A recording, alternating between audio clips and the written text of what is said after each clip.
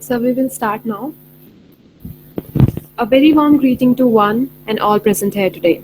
I, Priyanka, on behalf of the institution's Innovation Council of Shahid Rajguru College of Applied Sciences for Women, University of Delhi, would like to welcome Mr. Saumyajit Guha, the speaker for today's session. We are honored to have you with us, sir. We would also like to extend our sincere and heartfelt welcome to all the thoughtful audience present here. We are truly grateful for such an overwhelming response. Thank you so much. Mr. Saumyajit Guha, the speaker for the session, is an educator, a startup evangelist with an MBA in entrepreneurship and innovation from Exeter University with over 20 plus years of experience with recognized proficiency in investment management, AIF, angel investing, startup ecosystem development, startup acceleration and incubation, incubator management, operations management, business strategies. This session is organized to make the youth aware of necessary knowledge about early stage entrepreneurs that has become a daily topic nowadays. We would now like to welcome Mr. Saumyajit Guha to enlighten us about the topic. Over to you, sir. Thank you for the kind introduction. Hi everyone. I hope I'm visible. The screen is visible. I'm just trying to share my screen. Just give me a moment.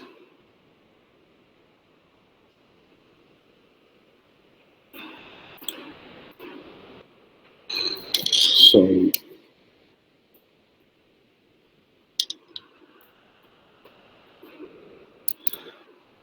Hi. So I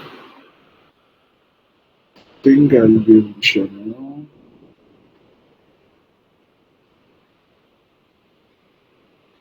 Is my screen visible to everyone?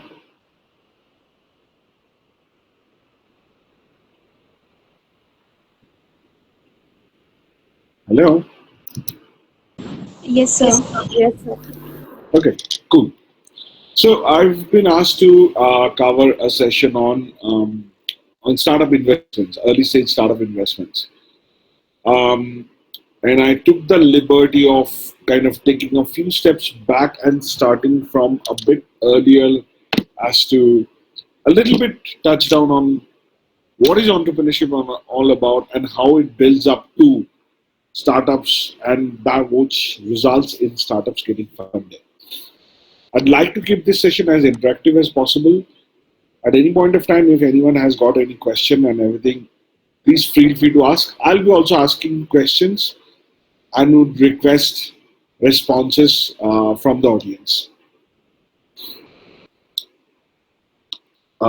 So, we all know this term, right? Entrepreneurship.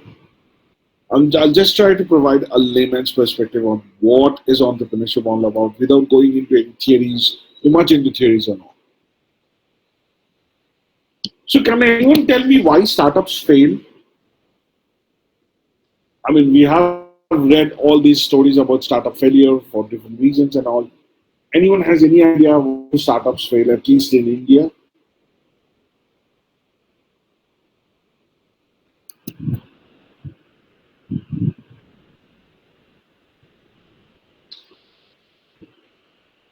You can type in your responses in the chat box also if you don't want to answer.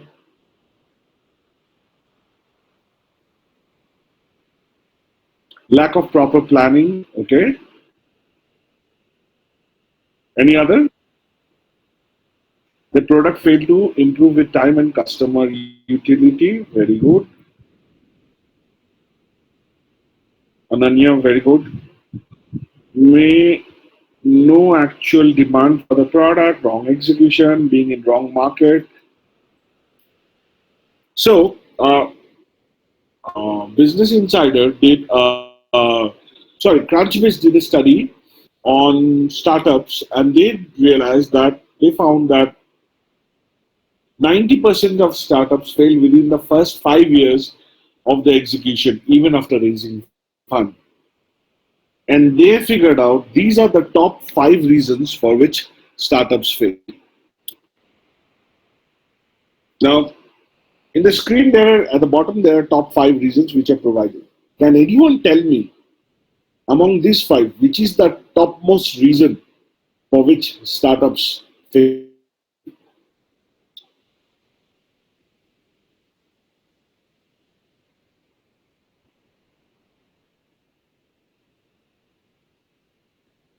Okay, poor money management. Any other responses? Building something nobody wants. Chasing investors instead of customers. Right. So let's give a big round of applause for Khyati because 40% of startups fail because they build something which nobody would want ever. Followed by chasing investors, sorry, poor team, followed by poor delivery, followed by chasing investors instead of customers. And the last 5% is poor money management. So the reason why is that key. It's a classic example of trying to build a hammer and then looking for a nail. A problem should, I mean, if you look at the startups which have been really successful, they've been trying to solve a problem first. And that's why their solution made sense. So, some entrepreneurial myths. Let's look at some of the popular beliefs in entrepreneurship. What are those?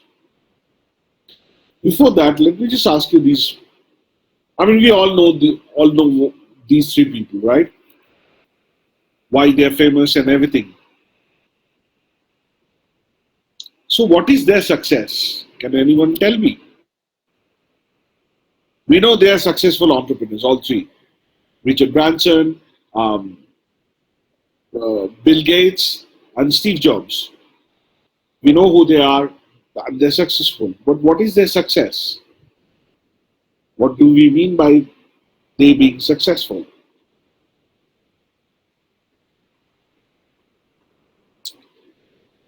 Is it, and why do we consider them successful? They did not start out to achieve what they are known for today, right? What does success mean to us? See, some of the popular notion in entrepreneurship, we have seen that entrepreneurs are introverted loners. Entrepreneurship businesses are building as paths to riches that I will be make so much of money if I can start this. Entrepreneurs are loners. Oh, I don't want to talk to anyone. I just work in silo. I work inside a room. Nobody gets to know what I'm doing. Blah blah blah. So I don't mix with people. I don't have time. Blah blah blah. And if I just get success once, everything follows. What else? They are the biggest risk takers. They will jump from a cliff and while going down the way, they will build a plane and fly it. Right?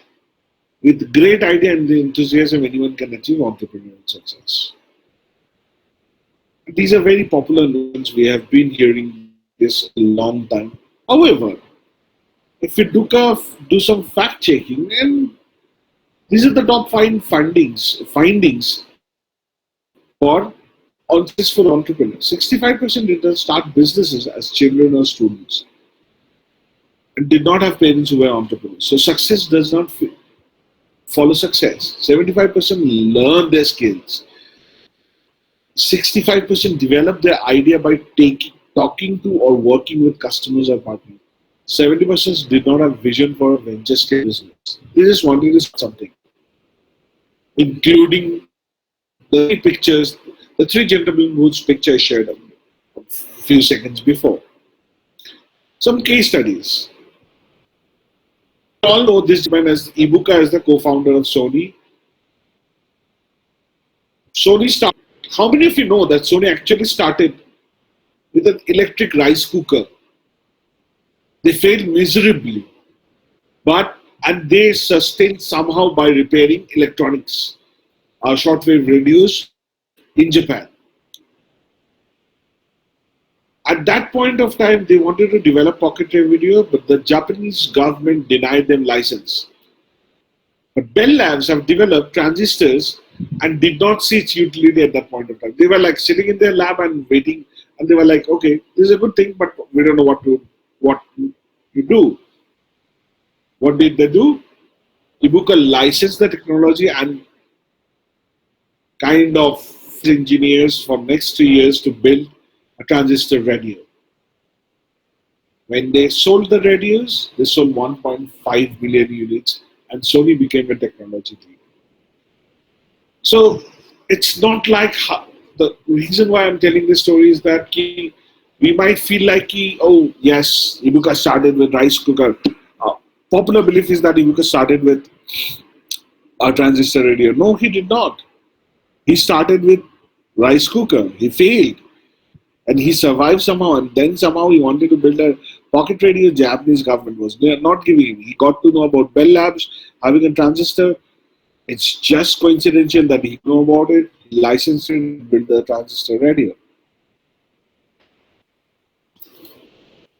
Bill Gates, we know, right? He did not develop MS DOS. He bought MS DOS from a couple of young guys, and rest is history. How he learned about Windows, and we have seen that. If you have not seen the movie called Jobs, please see that. And there you Jobs by there you will be able to see how he got his idea of Windows. Mark Zuckerberg, if you have not seen that movie, Social Network, please go and watch. You'll be able to see. He started with something called Hot or Not because he wanted to get back to his girlfriend who dumped him. And that's how he started. And he pivoted from one to other. And at some point of time, they started Facebook, some version of Facebook. In an interview, he was asked, "Have you ever visioned what Facebook is today?" He was like, "No, I was more concerned about selling it to the universities because the universities needed server. I never thought that I will go B2C." So, when we are talking about the myths, if I go back,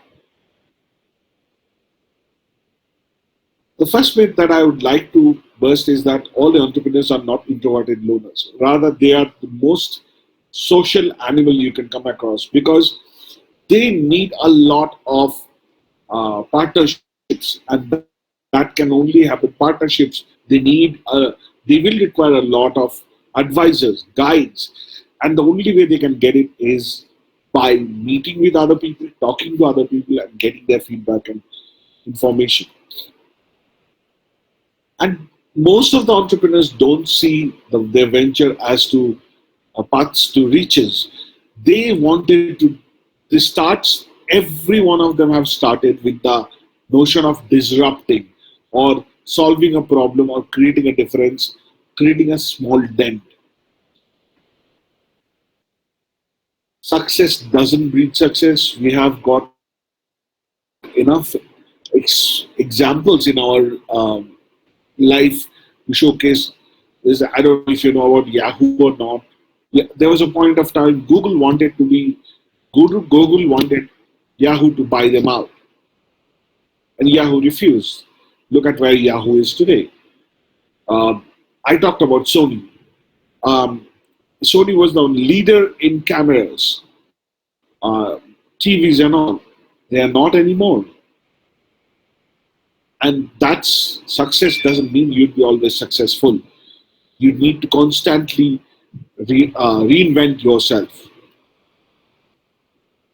And entrepreneurs, honestly speaking, after spending time with more than 1,000 entrepreneurs and over a period of more than 10 to 12 years, what I can assure you is that entrepreneurs are the biggest calculated risk takers, not gamblers. They will, what we call as the opportunity cost. They will always look at the opportunity cost as to if I have to. Okay, let me give you an example.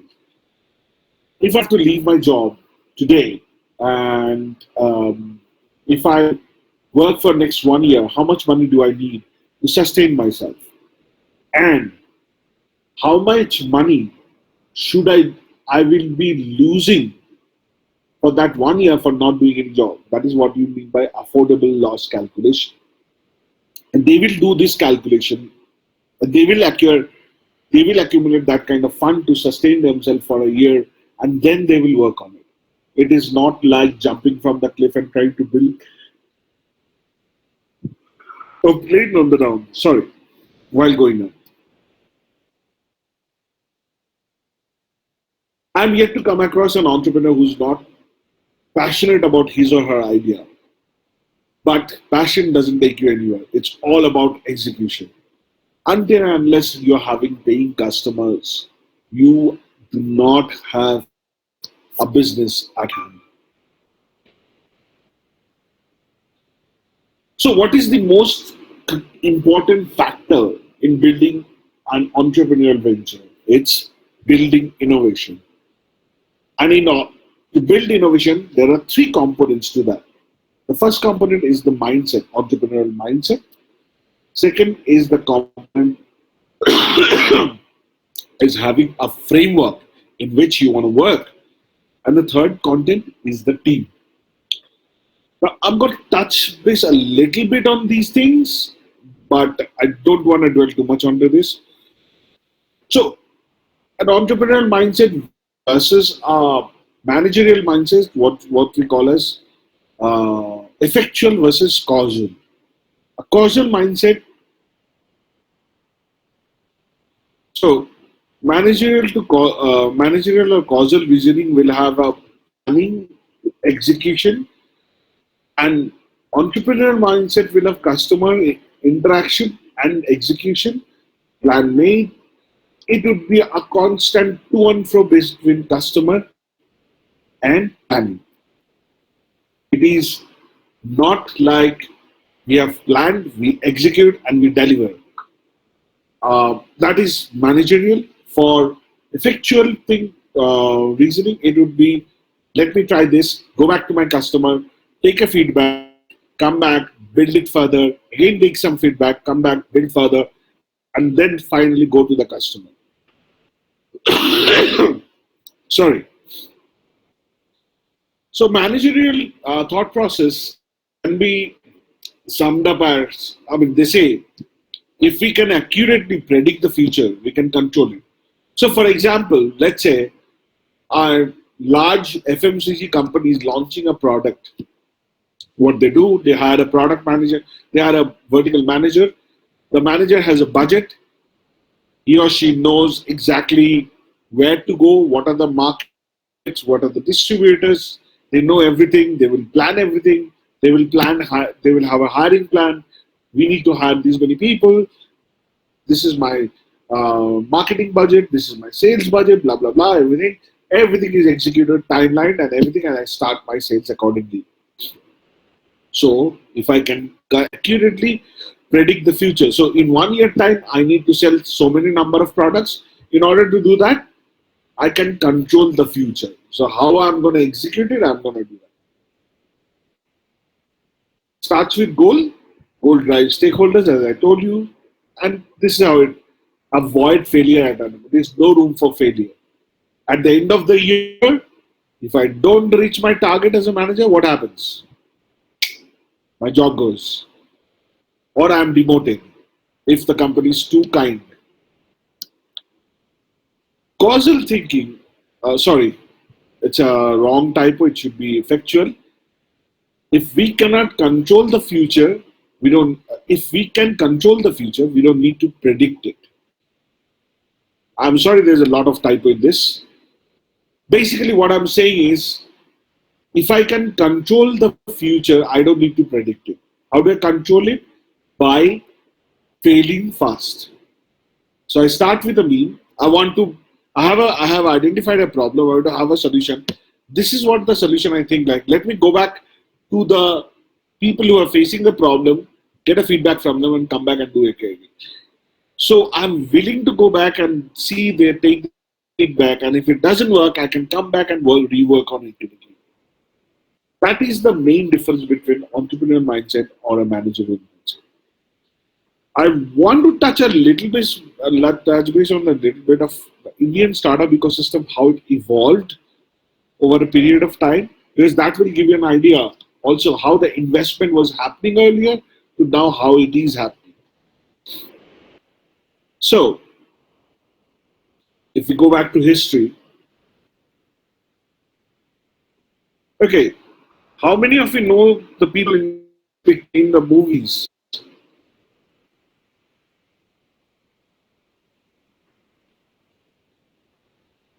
Oh, sorry, I saw the chat later. Bhavani, they created something of value to what the society wants and made business out of it. That's a very nice thing. I think that was for Steve Jobs and Richard Branson and Bill Gates, if I understand correctly.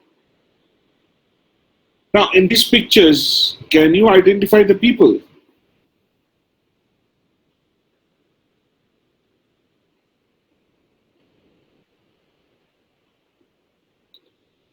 What is Anupam Kher? I think. Yes, correct. And the other two?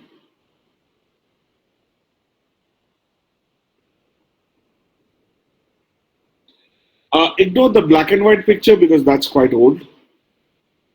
So, two is one is Sadashiv Amrabudkar and Dilip Tahil. They were from a movie called Ishq. And then Anupam Kher is this is Hrithik Roshan's first movie, Kaho Na Pyar Hai. Can you identify two similarities between all these? And this, the third gentleman is a black and white movie. So the commonality between all these three were they were all villains in the movies. There's one more commonality. Can you identify that between all these three people?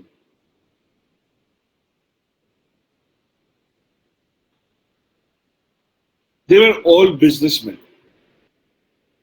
So till 2000, yes, not just rich, they were businessmen. So till 2001, businessmen were always the villains. They will always wear black coats or suits, or they will drive in a black car. And that's how it is. That's how it was. Suddenly the scene changed. Why? From 2007, the scene started changing. Why? Because these companies started popping in. And they suddenly made businesses become, look cool. And this was the genesis of the startup ecosystem in India. However, there was some problem with these businesses. They were copies of earlier businesses. They were a me too of that or me too of this.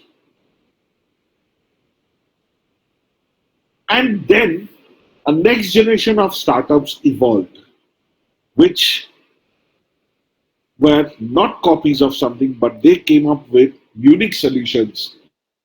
So one of them is Catalyst Technologies. What they did, they built a platform for back-end retail CRM for e-commerce along with the loyalty programs. What are the loyalty programs that we get today? You become a Prime member or you have this coupon codes and everything. All this.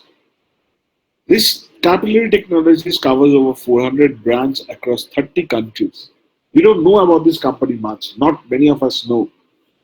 And their clientels are this across the globe. This is not just India.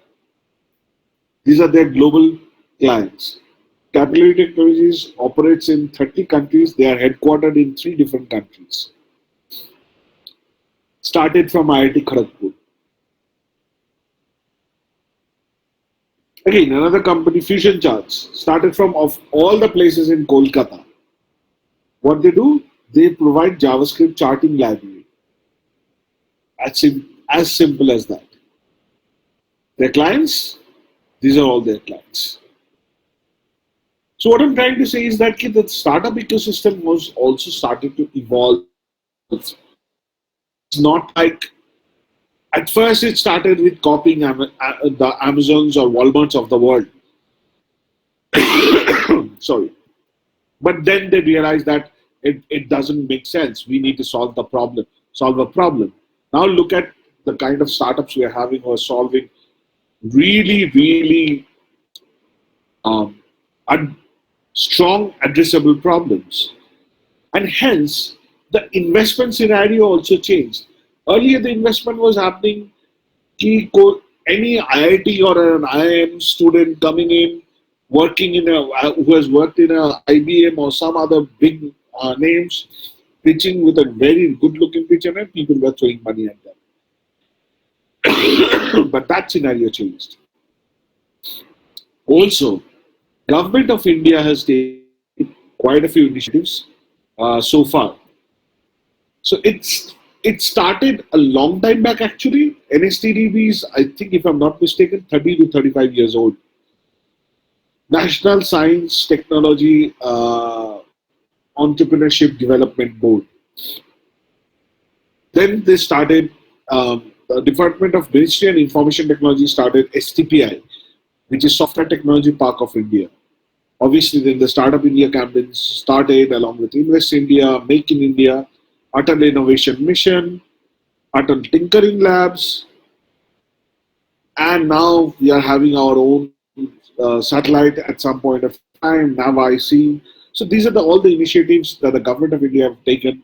And believe me or not, there are actually 55 different schemes through which startups can gain access government grants and funding for early stage. Now, startup investments. Now I'm coming to the startup investment story. Let's understand what is investment. Okay, can anyone tell me why do investors invest? Why do an investor invest in a startup? Why do an investor invest in a market? We understand, but why do an investor invest in a startup? Any idea?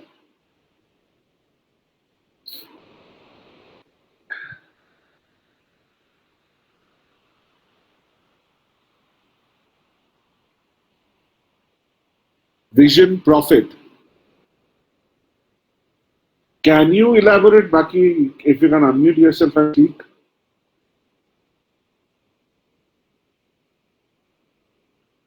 Don't worry, I'm not trying to put you on a spot. No worries. So I believe an investor invests into a startup because he could see You're the. not audible. Hello, am I audible right now? Yes, you are. Yeah, I was saying that I believe that an investor invests into a startup looking into the vision of the startup founder, or maybe because of the product that the startup is proposing and the problem statement it is curing. So when an investor invests into that product, so that he could see the vision, how enlarged or how much profit it could gain in the near future. So I believe like this, or maybe after some time he wants to take over the startup or something like that. Okay, fair enough. Anyone else wants to say anything else? Thank you, by the way. I don't know your name. It says Bucky, so I'm calling you Bucky. Priyanka here. Yeah. Priyanka, right? Thanks, Priyanka. So, okay, let me just go back to there. To support and promote entrepreneurs as a vision that I like what they're doing, I need to support them. To leverage knowledge and network. I have the network, I can help them out. I have got the knowledge, I can help them out. So, also, what happens many a time, people wanted to do something in life, they couldn't do it. Now there is a chance of supporting another entrepreneurial venture. This is their way of kind of satisfying uh, their hidden desire to establish a separate asset class. That I'm also creating a separate asset class other than equity investment. And if you're someone like Mukesh Ambani, it can be a hobby. कि 40-50 lakh कोई बात नहीं. But the most important part is to make money. Make no mistake. People call angel investment and everything. I don't know who coined the term, but there's nothing angelic about it. It's absolutely pure. There is a vendetta. It's not a bad vendetta, but there is a vendetta of making money. Now, why do investors? what does an investor expect? Quick scalability, subsequent round of funding, margin and acquisition. What is quick scalability? That the startup will grow very quickly and hence it will be raising further rounds of funding so that their valuation increases, so that their equity investment increases. Merger and acquisition, that they merge with somebody buys them out, or they merge with someone, or they get an exit, or they go for IPO. But most importantly, not to make money from dividend and profit. Now, here is it. You might think that if they're not looking for dividend or profit, how are they going to make money? It's fairly simple. I'm taking Priyanka's example because Priyanka just spoke. So let's say Priyanka is starting a company and I've invested 10 lakhs in her company and I've taken 10% equity in her company. So my 10% equity value is 10 lakhs. So the 100% equity value is 1 crore, right? Now imagine after 1 year, Priyanka goes to another investor. With that 1 lakh, Priyanka with 1 year builds the business. And after 1 year goes to another investor and raises another 50 lakhs. And again dilutes another 10% equity to that investor. Now, what is the value of Priyanka's company? 50 lakhs is 10% is 50 lakhs because 10% equity she has diluted to the other investor. So that means she has sold her 10% equity for 50 lakhs. So 100% is 5 crore. By the way, I am holding 10% equity in the company, right? What is my 10% value? 10% of 5 crore, which is 50 lakhs. How much I had invested? 10 lakhs. What is my profit? What is my gain? 40 lakhs. That is how an equity investor is. I mean, there is a lot of layers to that, but basically, what I'm trying to say, this is where the equity investor makes money. They don't want your dividend or profit, even if, and that's why they invest in startups when they are not even profitable.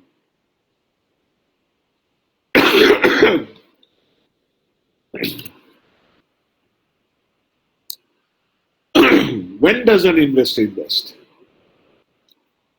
So, preferred domain, as Priyanka pointed out, that the vision matches. I like the vision, so I like the domain. Business model fit. I prefer this kind of business model. Sometimes they invest in idea stage because the idea is so good. Sometimes they will invest in unless there is a prototype. Sometimes they will invest when there is a customer traction coming. And many will prefer that even if they have some paying customer.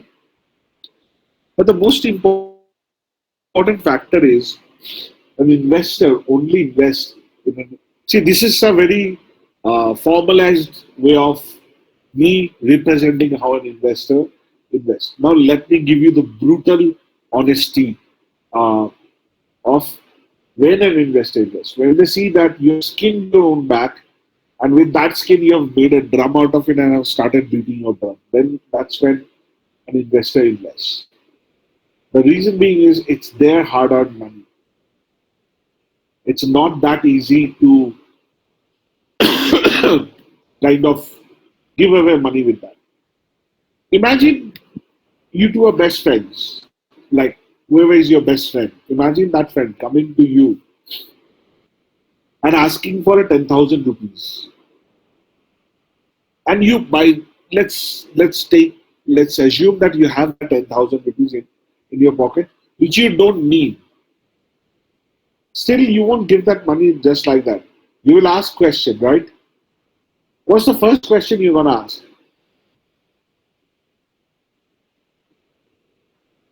Why do you need the money? Yes. Why do you need the money? Very good. Now, I'm giving you two scenarios. In the first scenario, the person, let's imagine it's a guy.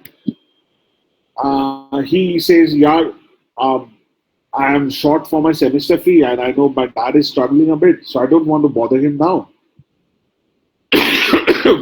So that's why. And the second scenario is, "Yeah, I've got a new girlfriend. I have to take her out." In all probability, which scenario you will consider? First one. First one, because the need is dire. The second one, the need might not be dire, right? So now, after that, will you give the money or you will ask further questions? Further questions. What would be your next question? कब लौटाएगा, Hmm. right? And again, two scenarios. In the first scenario, this guy is saying, "Yaar, you know me. I will never ditch you for money. I don't know when, but I will repay every penny I owe." And in the second scenario, he's saying, "Yeah, you know me. I will never ditch you for money. Give me 6 months' time. Little by little, I will pay you off within 6 months." Which scenario you will prefer? Second. Correct. Now, imagine you being you and me being Saumyajit Guha, vice president of a company, blah, blah, blah. Your organization has invited me to your, let's say I'm in your campus. So your institute has invited me. So you must be, I mean, there is a validation, right? That I'm a genuine person, might be earning some salary. Suddenly I tell you, I forgot my wallet. I just need to give someone 10,000 rupees. Can you lend me 10,000 rupees? Give me your bank details. When I go back home, I will repay you the money. First of all, you'd be feeling very awkward. Why he's asking money from me? Second thing is that in a very polite way, you will say, कि sir थोड़ा पहले बताते तो दे देता मैंने अभी आज सुबह वो पैसा किसी को दे दिया. What I'm trying to say is you will not give me that money even when you know that I have every possible capability to repay that money to you and I'm a genuine person. I did deed wise. Imagine an investor who doesn't know you. Why will he or she give you money just because you have a PPT? You won't be willing to give money to me, and you expect an investor to give you money like that as an entrepreneur. Does that mean that investors don't give money to such people? They do. Hence, your business has to basically you have to compel the investor to give money to you. And that's what I meant by that the investor needs to be convinced enough in saying, yes, he or she is solving a problem worth solving. Yes, the solution makes sense. And yes, this team can definitely build the solution because they have the pedigree, they've done the market research correctly, they know what they're talking about, and this makes sense.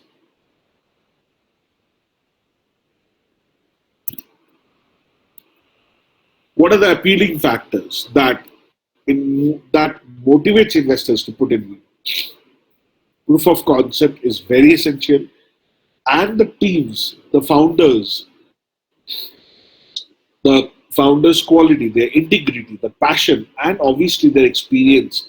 And if they don't have experience, how much research they have done, what kind of studies they have done, and how big is the market. The scope and the size of the market is also very important, and obviously you need to have a clear thought about your GTM and everything over there. You might have numbers might not matter that much, but a clear thought process of this is how I want to go into the market. I know for sure this is my target audience, not because I think, but because I've gone into the market, spoken to people, and figured out कि यही है market because the market is talking back to me in this way. And obviously, use of interesting technology, intellectual property, always is a plus. And valuation with reasonable terms and everything, that also is there. Owner's contribution, how much money you have invested in. Let's say you have worked in a mid-senior management level for 10 years and then you have started your business and you have not even invested 1 lakh and you are looking to raise 1 crore.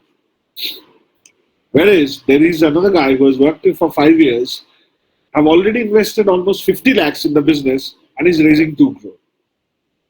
To me, the second guy's skin is more in the game because अगर कोई किसी ने 5 साल काम किया 50 लाख डाल दिया है, I don't think he or she has got any savings left They've put everything in that startup. That means that much sold into their own idea. So, types of investments. There are two types of majorly there are two types of investment. One is called debt. The other is called equity. Debt is basically loan. All the kind of loans that you get is debt. And equity investment majorly out of three types. One is the seed investment, then angel, and then your VC or the venture capital round. Seed investment is anywhere between 0 to 50 lakhs, which is your seeding money. Government of India has taken a lot of initiative in providing money in this sector through incubation centers and all. Then comes your angel investment. Angel investment can be anywhere between 1 crore to 5 crore, 5 to 6 crore maximum.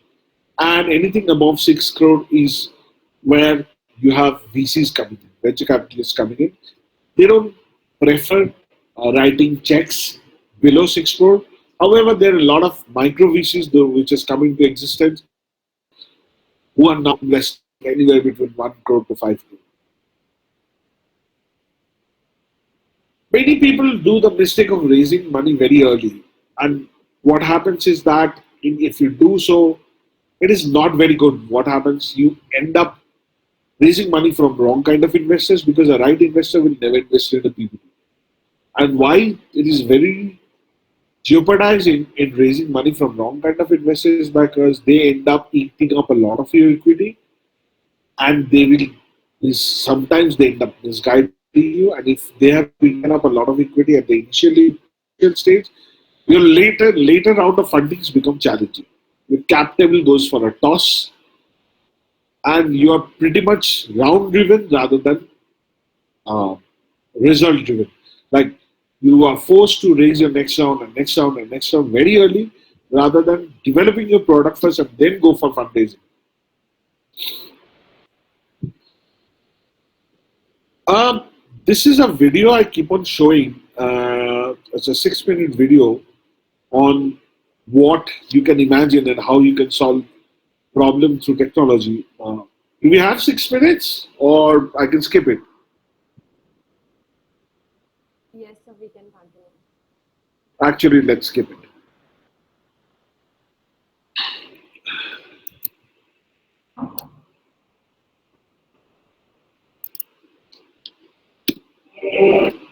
So, I think I'm done. Any questions? Any feedback? Any pointers? Anything anyone wants to say?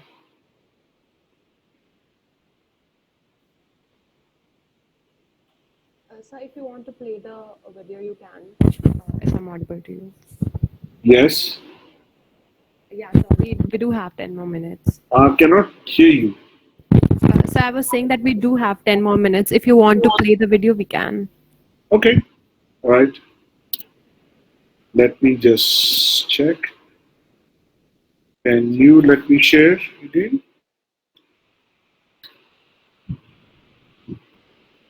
It's a nice video to watch actually.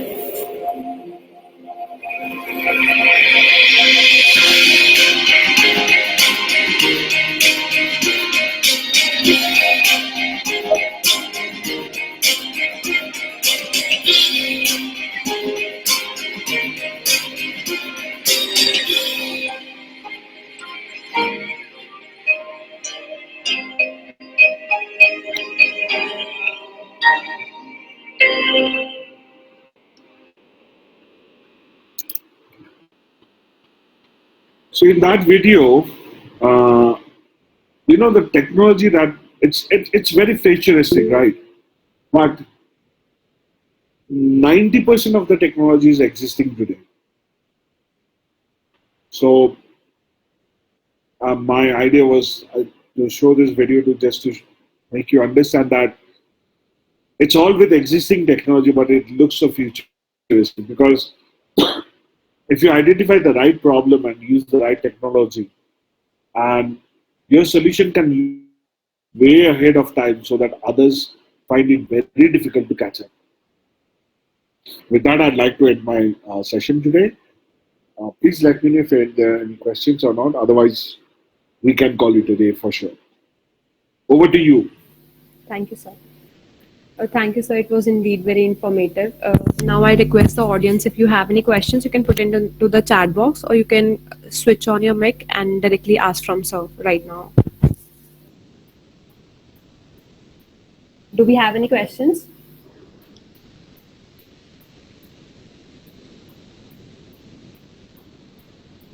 Okay, I guess no. Moving ahead.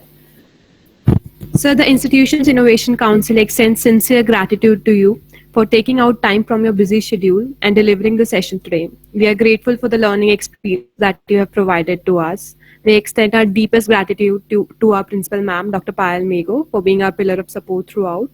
We would like to extend our heartiest thanks to all the teachers for their constant support and motivation. Last but not the least, we would like to thank our lovely audience for showing their interest in this session. And it was indeed very interactive session. Thank you so much, sir. Thank you. Thanks for your time. Bye.